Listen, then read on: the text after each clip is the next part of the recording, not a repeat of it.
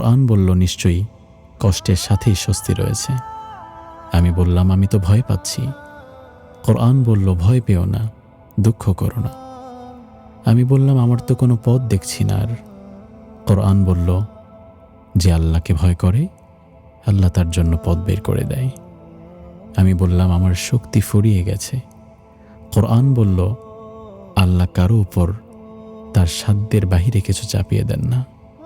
আমি বললাম, আমার অনেক গুনাহ রয়ে গেছে।